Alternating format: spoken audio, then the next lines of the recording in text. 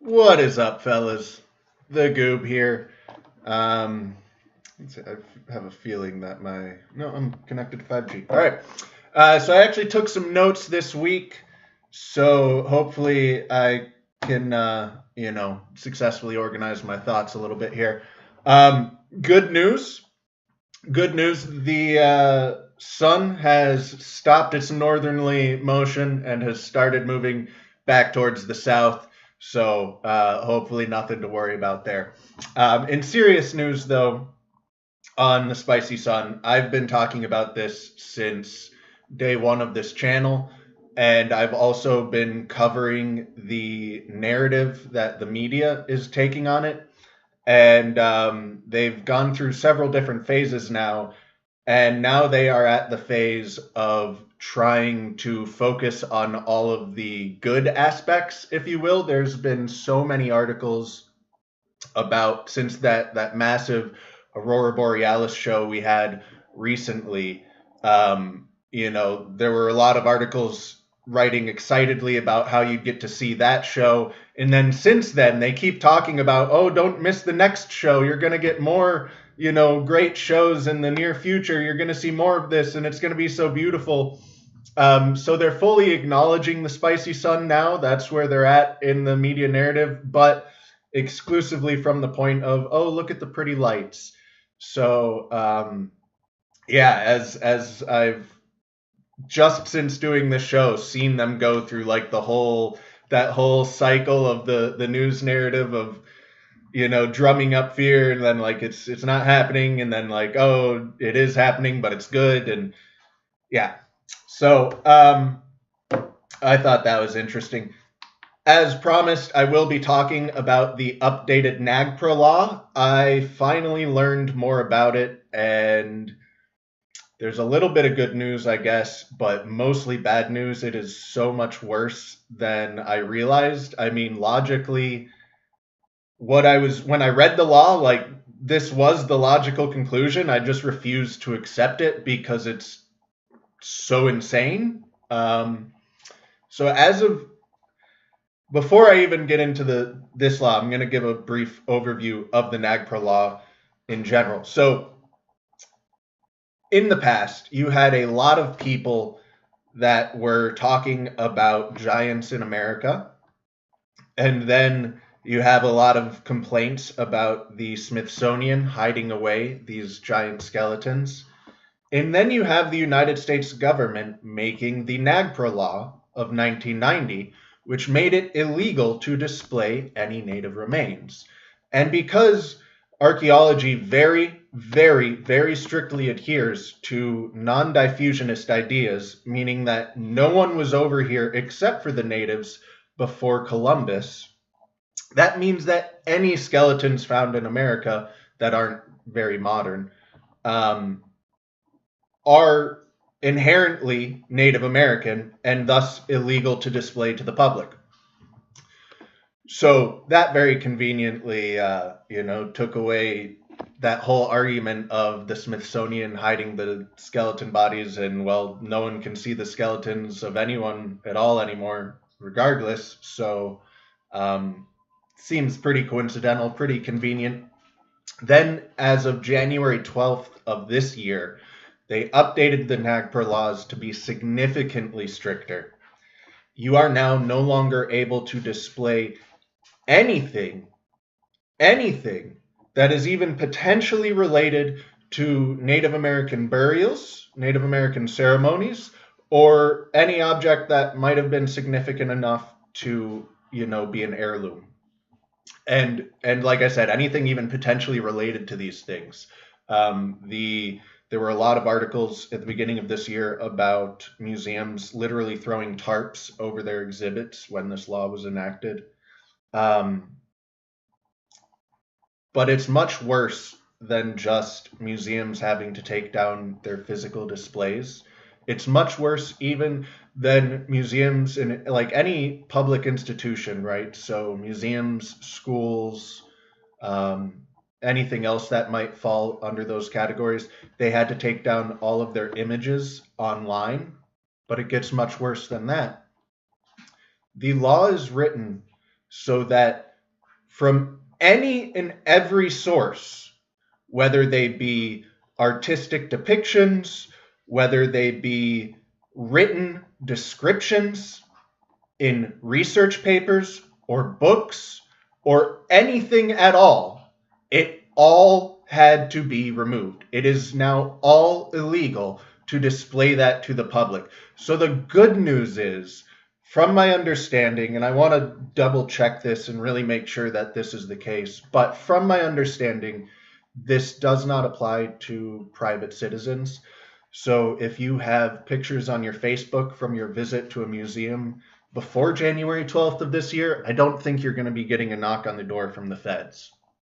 However, if you are a, tax funded in any way public institution like a, university or a museum or anything along those lines, you have to remove all references to any Native American artifact that is even potentially related to burials, ceremony, or heirlooms.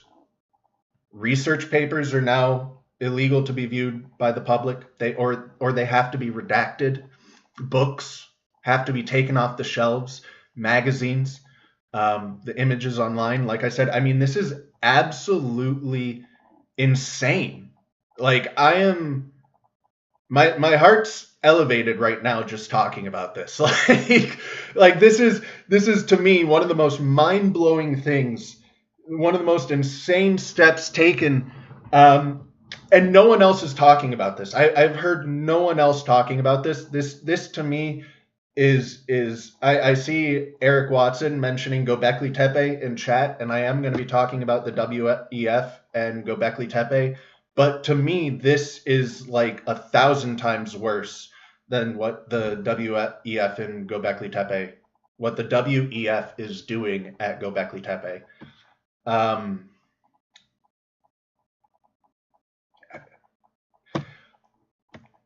It's very convenient that you have growing interest in history. You have people that are actually questioning the narrative that's accelerating, right? And then, like I said, you have a law that very conveniently takes care of the entire giant argument in 1990. And now with growing interest in questioning history, you very conveniently have a law that makes all of American archaeology illegal for the public to know about. Yes. Yeah. And well, so these things have to be, the physical objects have to be repatriated to any tribe that claims them. So regardless of the tribe, if a single tribe makes a claim on these objects, first they have to be removed from display. Then, if any tribe makes a claim on those objects, they are given to that tribe, no questions asked. If multiple tribes make claims, then it gets a little more complicated. They have to figure out who to give it to. But if it's just one tribe, they get those objects. They have absolute say over what happens with those objects. They are physically in their possession. If they decide to return them back to the museums, that is at their discretion. The natives are not known for wanting to share their historical artifacts with museums. Museums are not known for having dealt with the natives in a positive manner in the past. So, I don't think a whole lot of that is going to happen. But yeah, the Dogon tribe, is that what you're trying to talk about, Mr. Watson?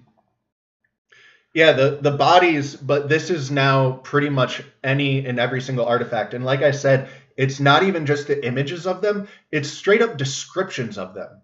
Like I said, research papers now have to be redacted or just removed so that they're not displayed to the public. Books, magazines, all of this stuff. It all has to be removed from these publicly funded places. The public is legally not allowed to see this stuff in a university library, in a museum, in any of these locations anymore.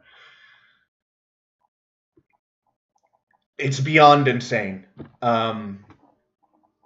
It's beyond insane. And then you have, things like I've talked about the Roman shipwreck that was found off the coast of Brazil. And immediately after that after that happened, and in response to that happening, I believe they dredged the coast to bury the shipwreck, and then they made hunting for shipwrecks illegal off of the coast of Brazil. They made it underwater treasure hunting illegal. Um, there's all of these coincidences, and they're very convenient, and I don't think they're coincidences. I think there's a very blatant effort to hide history, and you have to wonder why. Not last week, but last episode, I was kind of being a little bit silly, kind of joking around and having fun. I talked about the Xing emperor, the first Chinese emperor, and his tomb, and I was like joking about how, oh, maybe they don't want to open it because they don't want to excavate it because the emperor was actually a white guy, which is something I've heard people seriously propose. And frankly, I think that's pretty silly. You have thousands of terracotta soldiers that are very, very obviously Chinese in the tomb.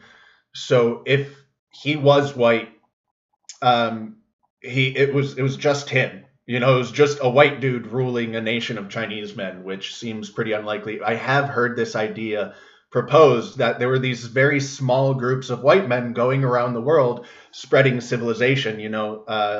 It's there with the Quetzalcoatl story. A group of white men come from the sea and they build South America. It's people have inserted it into several. You hear about it in India, where their caste system is based on skin color. There might even be something to it in India, but you hear about it all over, and like, it really doesn't make a whole lot of sense to me.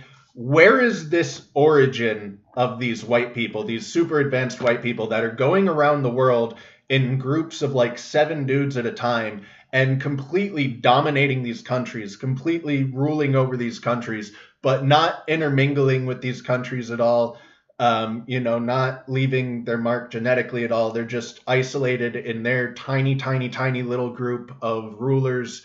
And they're doing this throughout all of history. If you're accepting the dating from the mainstream, which I'm going to get into later about why you really shouldn't accept any of it. But there might be elements of truth to it. Like I said, like maybe in India, something like that sort of did happen. You do have that caste system, but overall, I think that idea is pretty silly. On the flip side, like I said, this vicious response of white supremacy towards any questioning of history, I think, is done deliberately. I think it is part of a greater effort to hide history and conceal history. And there might be elements of truth to it.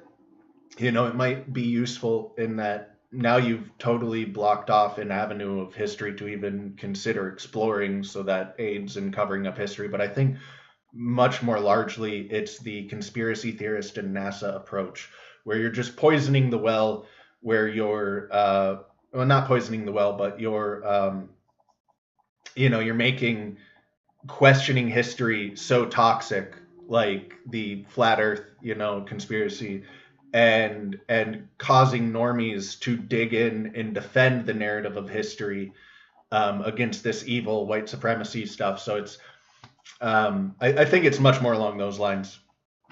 What are you guys talking about here in chat?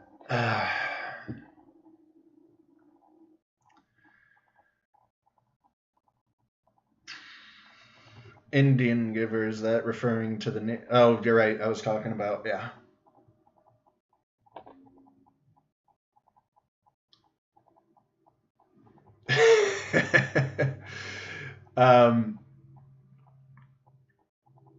Yeah. Yeah, this is specifically for the United States of America. I talked to someone recently and they were like, oh, I just went to a museum and they had native artifacts and all kinds of things on display. And I was like, oh, maybe some things have been returned to the museums and gone through this process already. And then he went on to say that they were Aztec and Olmec and Mayan. And I was like, oh, yeah, okay. This only applies to artifacts found in the United States, to natives of the United States. There are other things. I mean, I talked about in the Quetzalcoatl episode how thoroughly destroyed South America's history was, how thoroughly erased it was. Much of that happened to the North American natives too, but I think on an even grander scale to the South Americans. So,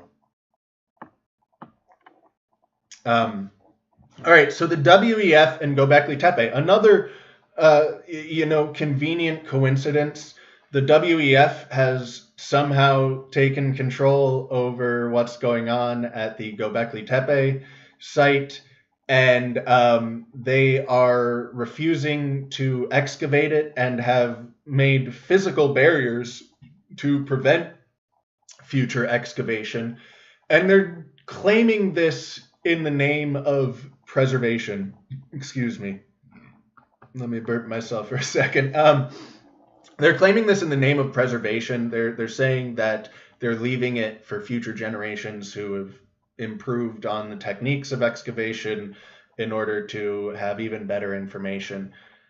And at the same time, they're also taking bulldozers and backhoes in there and just digging this shit up and destroying it.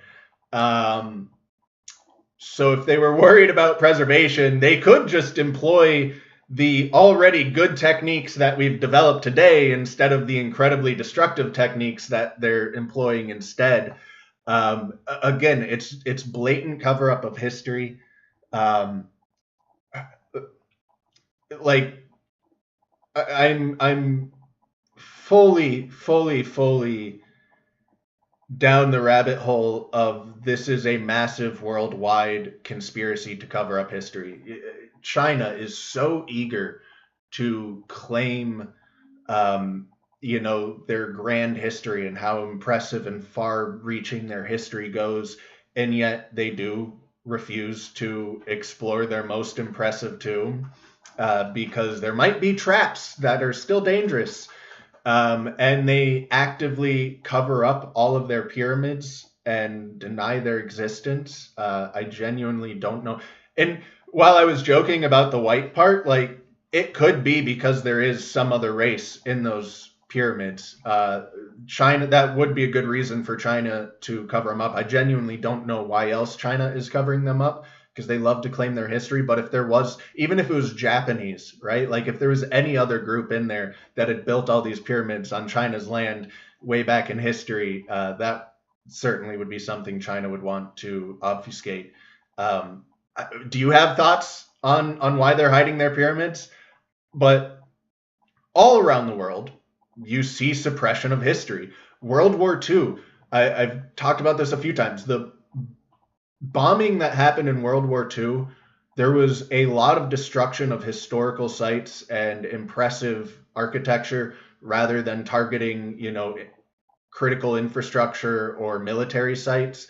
And the most bombs ever dropped were, I think, in the Vietnam War on Laos in the Plain of Jars, a completely non-strategic military target, but is full of these megalithic jars, thousands of these megalithic jars, or at least hundreds of them.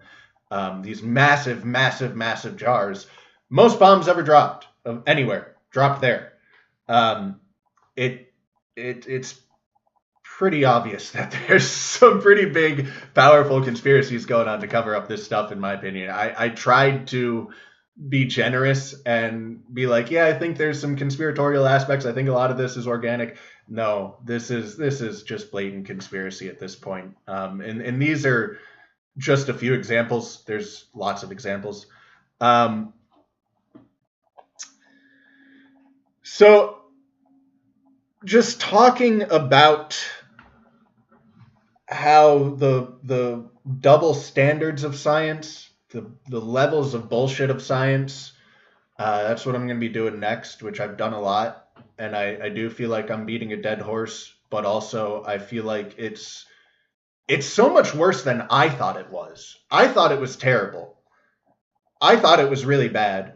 And the more I actually dig to the source of research to the actual opinions of the people that are being used to create all of these facts, they are very uncertain of these things, and then they get presented as facts. And I'm just realizing just how bad this problem is, and it's so much worse than I thought it was. And so I feel like I still need to talk about it more. But yeah, scientists are people too, and that's something that a lot of people don't seem to understand. People elevate scientists and experts to this completely unreasonable degree of infallibility. And I think much of this comes from the accepted idea of peer review, right? So a scientist comes up with an idea, they present it, and then all of the other scientists look at it and they critique it, and it couldn't possibly, move forward as an idea unless everyone accepts it, right? And that's kind of how it's thought. And so when you are hearing these opinions of scientists, you think, oh, they've dug into the source, they've really critically evaluated this, it's been evaluated by anyone and everyone in the scientific community, and it's passed the test, right? That's not actually how it works at all. Scientists are people too. They learn the vast majority of what they learn the exact same way that the public learns, because they are the public as well. So the way that most people learn about science is they learn a list of facts. They see headlines, they see these bold declarations of fact, they memorize the facts, and now they know the science, right? And they're able to do that because, again, they trust this process. They trust that this has all been thoroughly vetted, and it wouldn't be getting presented to you unless it was thoroughly vetted and it's obviously true facts. But the reality is, when you look at the source that these articles are pulling from, when you actually dig into the opinions of the people doing the on-the-ground research, they are almost always acknowledging that these are loose guesses, okay? And then they get presented in these articles, in these headlines, as absolute fact. And then, like I said, scientists are the public too. They read these things, they absorb these things, and even if they're going to the abstracts of the papers themselves and they're reading the headlines of those and the abstracts of those, it's still much of the same thing happening. And so then they repeat these things, and now it's people, even more people with credibility, repeating these things. So of course they're trustworthy, of course they're facts, and other scientists view these other scientists repeating these things. They go, oh, they've validated these things as well. And they are just as susceptible to all of the same traps that everyone else is. They are not above it. They are not better than it. And so this is how these things get perpetuated, and then they get spoken into fact and repeated into fact, to the point that these things that are based on very flimsy data to begin with, when new data is presented that is even stronger, it's flat out rejected because we already know the truth. We already know these facts. They've already been established. And then those facts are used to establish more facts, and et cetera, and et cetera. And I've got several examples that I'd like to go over. So there's the Polynesians, right? And I bring this up also to cover the ridiculousness of the idea of the impossibility of diffusion to the Americas. People, when you start talking about it, one of the biggest things that gets brought up is, where are the boats? Where are the boats? Where are the boats? And I say that's a completely irrelevant argument. We have so many seafaring cultures. We have so many examples of people taking trips that are far more difficult than a trip across the Atlantic to the Americas. You have the Kon-Tiki experiment, which was established to prove the impossibility of the Polynesians traveling, but they accidentally proved how possible it was. They floated across the ocean currents and used them to take them all the way across the oceans on a raft that was even more simple and basic than the seafaring abilities of the Polynesian people. right? So it's been thoroughly made ridiculous, this idea of where are the boats. But these the proof that they use to establish that the Polynesians traveled over there is they cite sweet potatoes and chickens. And I actually think this is decent evidence. Or rather, like I overall agree with the conclusion of the evidence, I should say. But I'm going to show just how flimsy this evidence is. And I don't have the papers pulled up to cite from directly because I'm lazy. I'm sorry. But I'll talk about them. So the sweet potatoes.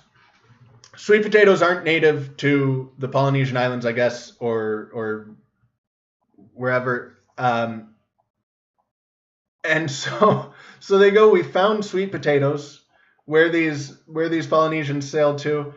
And so we know that they sailed there and brought sweet potatoes with them. Well, there's a very small handful of these ancient sweet potatoes that they're testing. And these ancient sweet potatoes are actually chunks of charcoal that they suspect are sweet potatoes. They don't really know because they're just chunks of charcoal. DNA is not really preserved when you've burnt something to the state of being charcoal. So they're looking at this charcoal and going, I think this is a sweet potato. And I think that sweet potatoes weren't here before this, so they must have been brought by these people across the ocean. And there's only a few samples of these sweet potato charcoal. Okay? I don't know about you, but that seems like pretty flimsy evidence to me. And yet it gets presented as, oh, here we have this incontrovertible proof of these people sailing across the ocean because they brought sweet potatoes with them. Similarly, they do the same thing with chickens. They say they brought chickens over, and no, there weren't chickens over here before that, because they found some chicken bones. I don't know if you know about chicken bones, but they're very soft and hollow bones. They're not preserved very well. I don't know how well people understand how sparse the archaeological record is in general for all things everywhere throughout all time. But the further back you go, the more sparse it gets. And the more sparse these easily biodegradable things get. So even the idea that chickens didn't ever exist there before this time, to me, is a bit of an overconfident statement to be making. And if you talked to the researchers themselves, they would probably agree with everything I just said. The people that are actually doing this research would probably agree with everything I just said, but these things get presented as absolute fact. And this isn't the strongest example. There's also just ridiculous double standards. So in Malta, you have these megalithic buildings, and some people claim them to be like 30,000 years old. They claim they line up with solar alignments way back then. They make more sense to be that old than more recently. The weathering is pretty extreme. And some people claim that it was actually Neanderthals that built these megalithic structures. The mainstream scientists will tell you it's an absolute impossibility. They will tell you it's absolutely impossible that Neanderthals built these structures 30,000 years ago, or that anyone built these structures 30,000 years ago, because no one was on Malta 30,000 years ago, and it's absolutely impossible that anyone was on Malta 30,000 years ago. They will tell you these things very clearly. It's not possible. We know for a fact that no one was there. Well, they will also tell you that we know for a fact that 30,000 years ago, there were people very nearby just to the north of Malta. And that 30,000 years ago, Malta was not an island, but it was connected. And all it would have taken would be for these Neanderthals that are very nearby, just slightly north, to follow the coastline down, and now they're in Malta. But that's an impossibility. We know for a fact that didn't happen. And There have actually been Neanderthal teeth found in Malta dating back 30,000 years. But the explanation from the mainstream scientists, the exclamations of fact that they make are that it's ridiculous to think that those are from Neanderthals that were actually in the area. It's actually just from Neanderthals that were so nearby that those teeth were washed into those caves in Malta through floodwaters. So they're nearby enough that a flood can carry the teeth in there, but not nearby enough that it's completely impossible that they could have walked down there. Like, if you talk to the people that are actually doing the research in Malta, if you talk to the people that found the Neanderthal teeth, they'll say, yeah, most likely these Neanderthals were in Malta.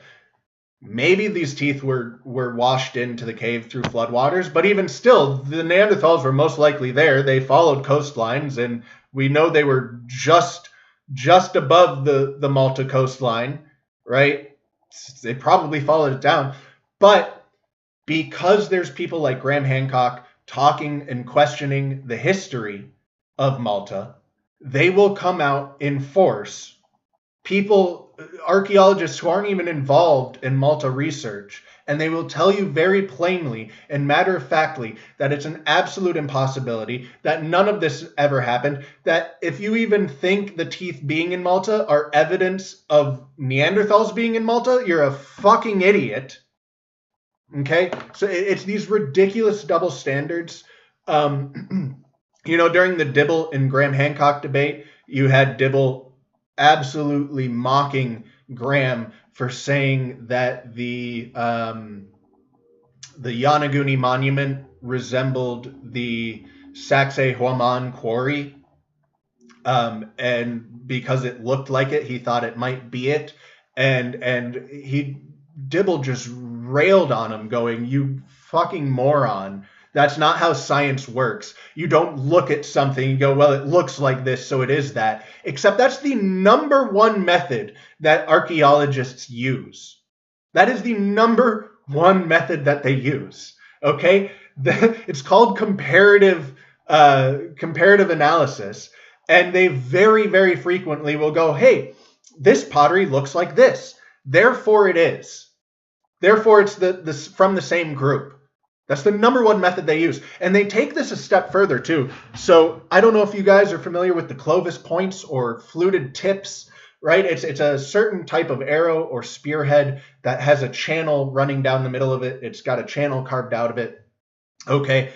And these are found in a couple different places in the world. But scientists have concluded that they're only found within a certain time period. Now, I have not dug deep enough to figure out exactly how many samples, were taken to make this determination. But like with the sweet potato, it was very few. It was very, very few. I wouldn't be surprised if it was a pretty small amount of data that they're working with to draw this absolute conclusion that they drew. So they've determined that fluted points only exist within this narrow time period. And so now anytime they find a fluted point, they go, okay, this and everything found with it is from this very narrow time period. That is how they date these things. Okay. And this was seen, I talked about the plant fossil that was found in like the British mountains. And it was found by multiple different people and brought forward by multiple different people. And it was flatly rejected and refused because they go, no. We know exactly when this plant existed. And those rocks you're saying you found it in are older. Therefore, we know you absolutely didn't find it there. We won't even consider it. We're flatly rejecting it and telling you you're wrong. And they're going, hey, no, there's actually more up there. I can bring you. I can show you. I can demonstrate. Why don't you come check? And they go, no, you idiot. It's impossible. We know the facts. So this is done frequently. Comparative analysis, these ridiculous dating methods. I've talked about how they use these other dating methods. Okay, so you found a fluted point. It dates to this specific time period. So now everything else found with it also dates to that specific time period. We don't need to date anything because we know the dating of it precisely. And I'm also guessing that the the dating data that is used to draw this absolute conclusion is particularly sparse, because I think fluted points are from like 10 to 11,000 years ago or something like that. Again, biomaterial does not last that long, so the ability to date any of this stuff is very sparse already. And I think the reason that they cling to this dating method is likely because when they're finding these fluted points, they're not finding them with things that they're able to date them. So this is the best guess that they have, is this dating range, but it gets applied as an absolute immutable fact. It is a very loose guess based on loose data, but it gets applied as an immutable fact, and then more facts are built atop of this in the exact same manner. And this is how all of this stuff is done. So let me check on you guys in chat real quick. Let me see what my throat's getting tired. I don't know why. I might lose my voice here.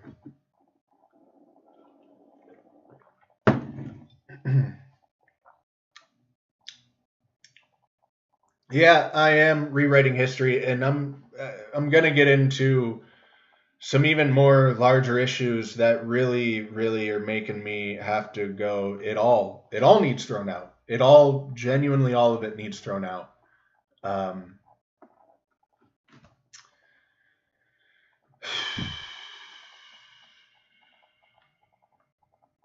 Bear with me while I just take a moment to rest and read your chat. Not sure what that's talking about. Top population 4,000.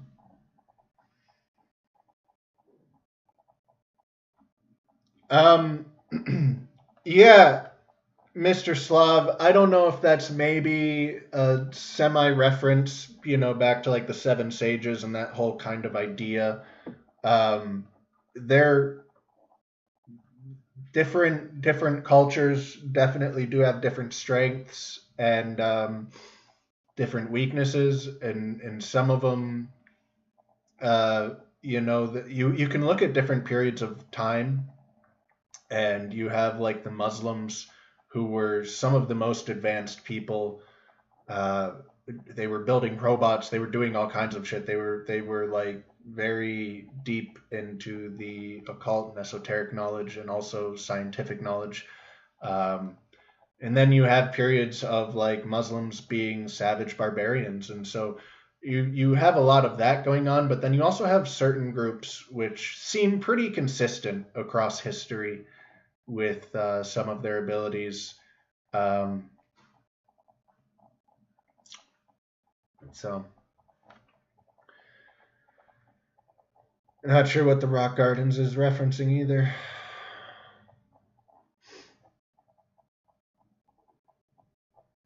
Well, I think diabetic is a typo.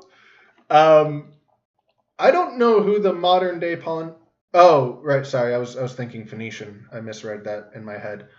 The diabetic makes sense. I was thinking Phoenician. Yeah, I don't think that means much though, Mr. Slav. I really don't think that means much. I mean, there was that tribe that went viral recently because they got the internet, and within like a month they're all completely addicted to the internet. Their lives have all gone to shit. They've stopped gathering food and stuff.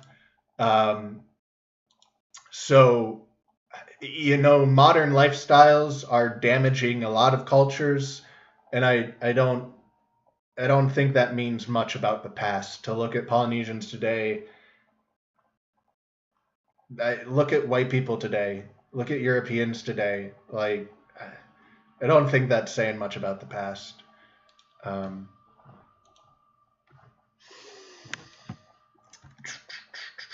Give me a moment here as I get everything reset up. I'm gonna drop the link in YouTube, so if anyone wants to call in, they can.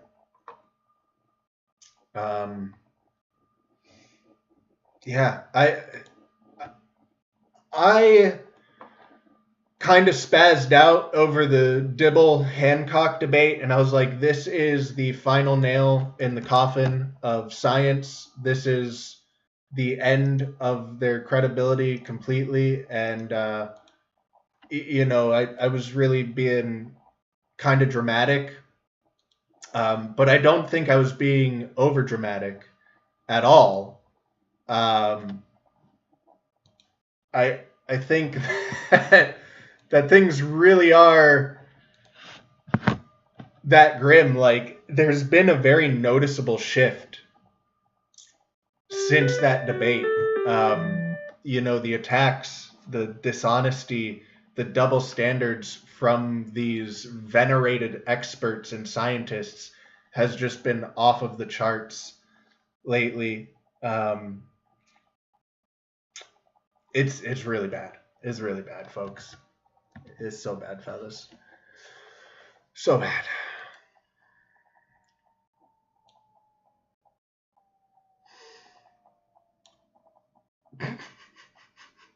Yeah, we're not replicating our activities either, man. So you better be critiquing everyone equally.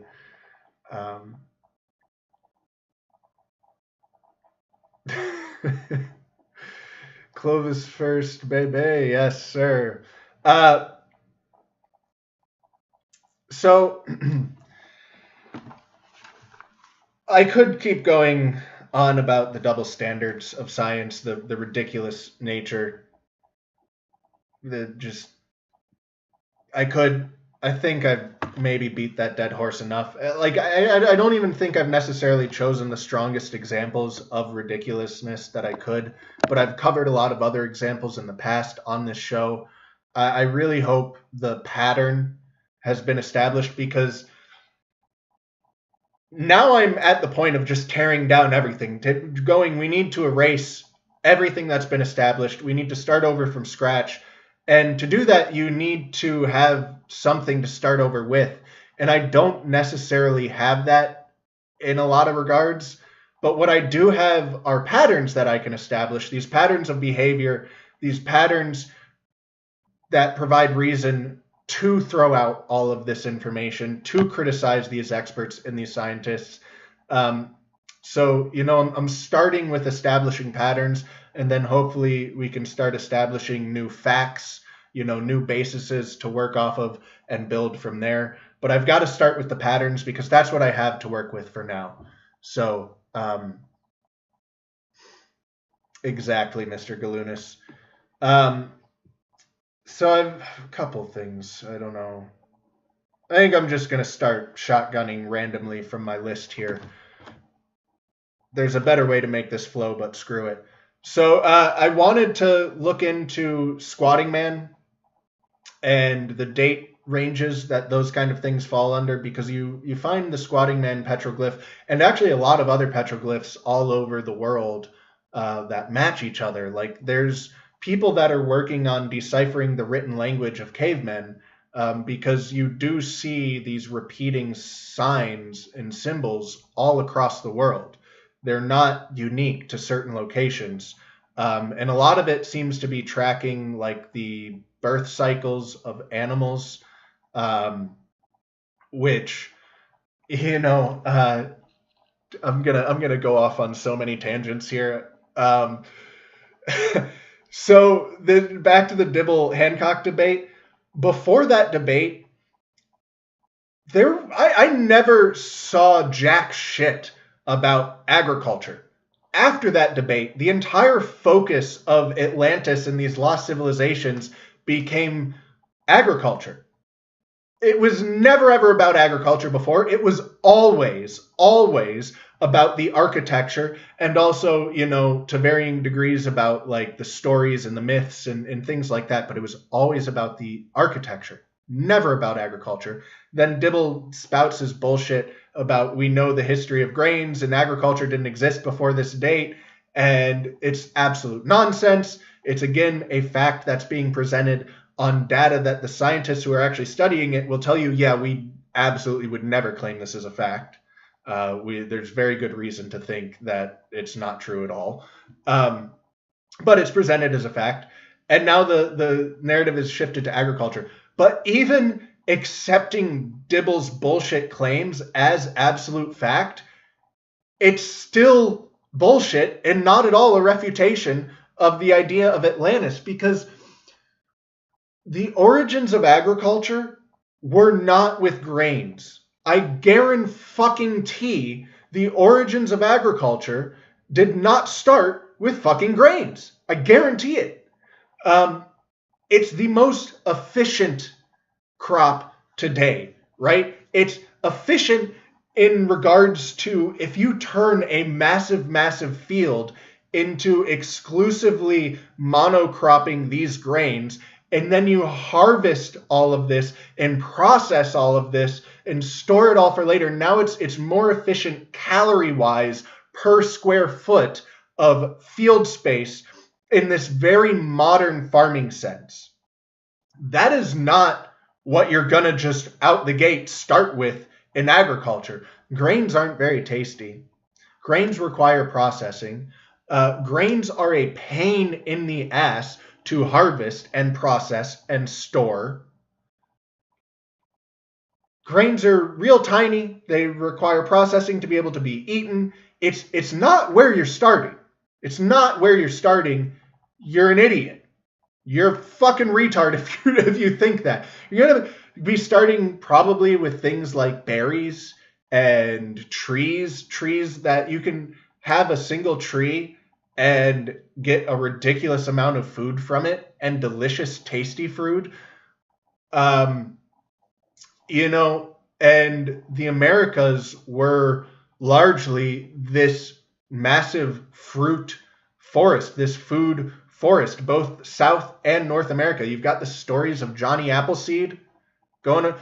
Why do you think the story of Johnny Appleseed was like a key story about the beginning stages of America? It's because there were fruit trees all over the United States before they were all cut down and burnt down and destroyed. The United States was covered in fruit trees. The Amazon rainforest with the Terra Preta, right? And all of the fruit trees that are in the Amazon rainforest. Agriculture wasn't with fucking grains. And then even removing yourself from agriculture, you're not even going to start with agriculture. Has anyone ever grown their own food? Has anyone ever grown their own crops and tried to feed themselves off of the toils of their labor in the land? It's incredibly difficult. It requires so much to even make a noticeable impact on your diet to grow your own food. Again, unless you have like a well-established tree, that's providing you a ridiculous amount of food. But to actually grow veggies or grains or any of that stuff, it takes so much, and it takes so much work. Okay? Animals, however, they're a good source of food. And you have all of these cave paintings going back tens and tens of thousands of years, hundreds of thousands of years, and they have these universal symbols that are found around the world. And a lot of these symbols, not all of them, there's a good portion that are completely undeciphered. We have no idea what they mean, but they are consistent around the world. But a lot of these seem to be tracking the cycles of procreation for various animals. They're animal husbandry infographics. Okay? So you're probably going to be starting with animals, and eating animals and rearing animals and practicing animal husbandry before you're really delving into agriculture deeply. Okay? And then when you do get into agriculture, you are not starting with grains, and it's not even going to be like, oh, we figured out how to grow this one thing, well, let's immediately start growing grains, because that's more. No, it's going to be way down the fucking line. But again, the entire argument of the grain of agriculture and grains that Dibble was putting forward was absolute bullshit. They were flat out lies. But also the entire premise is retarded on its face, and somehow the entire narrative has been shifted towards the fucking grains instead of what has been talked about for 100+ years now, which is the goddamn architecture and the myths and religions and stories. Ah! So,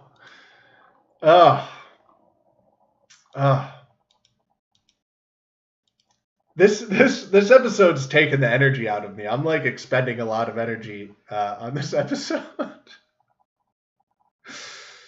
Whew, buddy.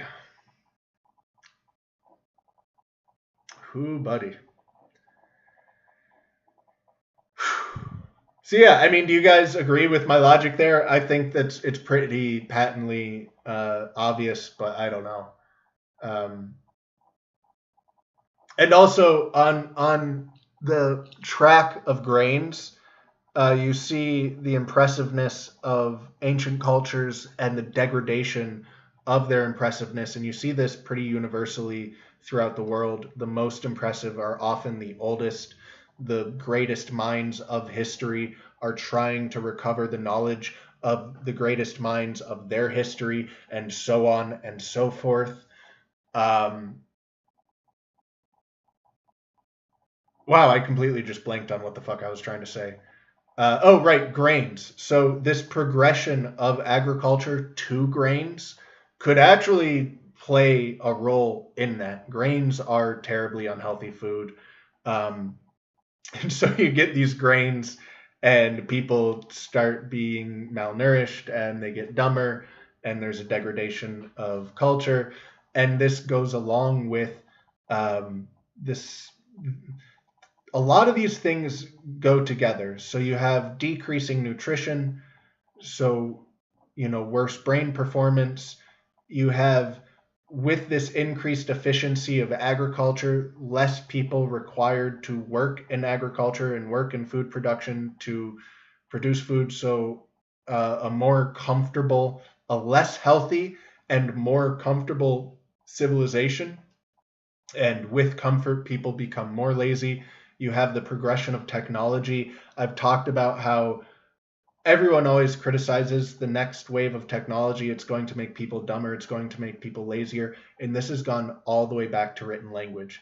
People, when writing was being invented and books were being invented, were criticizing writing, saying it was going to make people lazy. It was going to make them dumber. And that might sound silly, but I actually agree with it.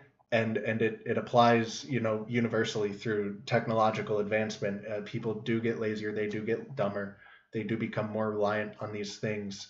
And all of this stuff is going hand in hand. All of this stuff is feeding into this, feedback loop of degradation of societies. And I've criticized the bicameral mind in the past. I've been putting more thought into it. I think I've got to take back my critiques. I'm not necessarily 100% sold, but I know it's fun and funny to laugh at NPCs and to make jokes about people who don't have a internal monologue and say, oh, they're NPCs and they're retards and they're stupid, but they aren't. Not all of them, at least. I've interacted with some people who claim to have no internal monologue, and some of them are actually very smart and capable. And I struggled to understand how they thought, but it kind of seemed like a superior method of thinking, if I'm going to be honest. You're not restricted by your vocabulary. You're not limited by the speed of your words to be the speed of your thought. You're able to actually think more abstractly and link ideas more efficiently, and you're not bogged down by the monologue.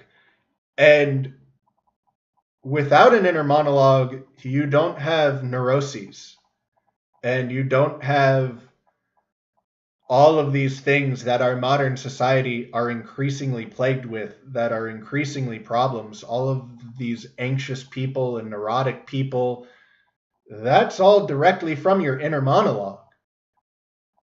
So along with all of those other things that I've described, and all of them feed into each other, it's also feeding into this increasingly neurotic, anxious way of thinking for people, which is a product of the inner monologue. I think there's also this evolution of the brain that is possible, and maybe the bicameral mind is the superior mind.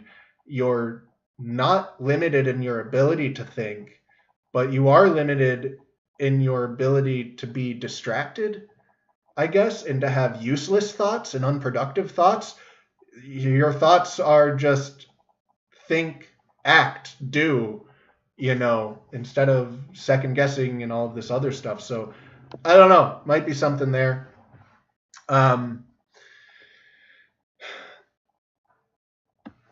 Along with what I've been talking about, I floated a very long time ago the idea of a completely fake economy on Danny's show on Low Value Mail, and the idea that we should be, if we were not living in this manipulated fake economy, we should essentially be living in a Star Trek-like world where everyone has everything and everyone's living an absolute life of abundance. And I got clowned on pretty hard when I first floated that idea, but I think people are widely starting to accept that now. It's very rapidly growing in acceptance, especially after all of the Ukraine stuff and all of the money to Ukraine, the hundreds of billions of dollars to Ukraine. People are starting to wake up to the fact that it's all bullshit, it's all fake. Slav was talking about people not recreating the greatness of their ancestors, and no one is anymore. No group of people is doing that anymore, or very, very, very, very isolated little groups, right? But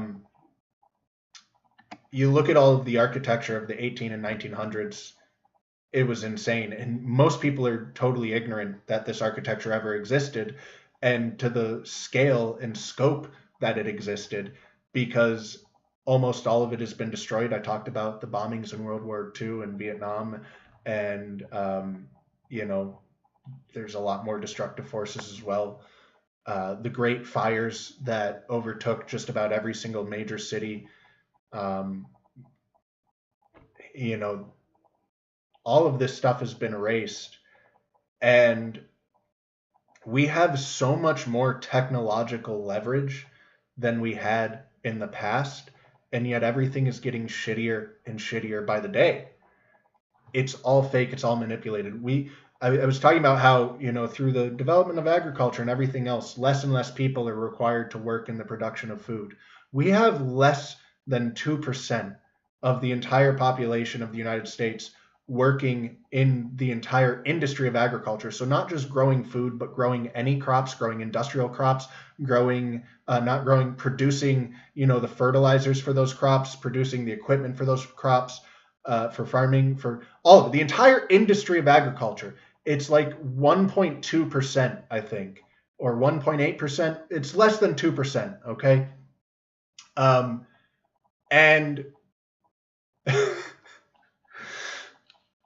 and it's just like we export more food than we import.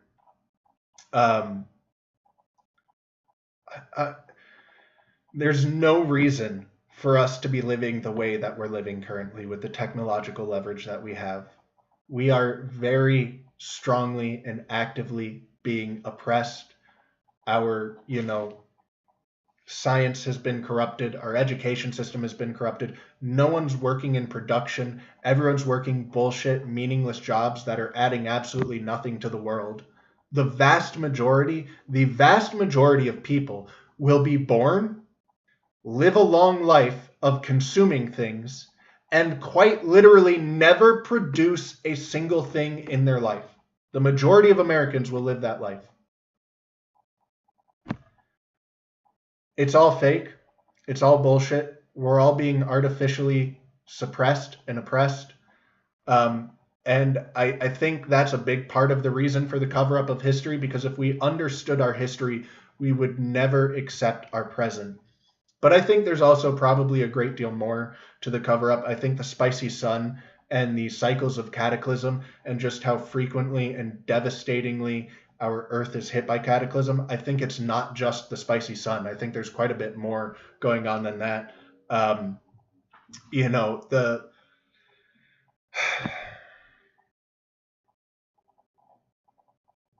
there's a lot more I wanted to talk about, but honestly, this episode has taken a lot out of me. I like, especially the NAGPRA laws and just how insane they are. Like, it was emotionally draining on me. I'm tired right now. I am worn out. I was not worn out at all at the beginning of this episode. So I think I'm going to end this episode. I'll continue talking about the things I want to talk about later. That this episode cooked me. It drained my energy. This stuff is upsetting. This stuff is upsetting. So I hope you guys enjoyed it. I'll catch you next week. Leave your thoughts in the comments. Give me a like if you liked it, and I'll catch you guys next week.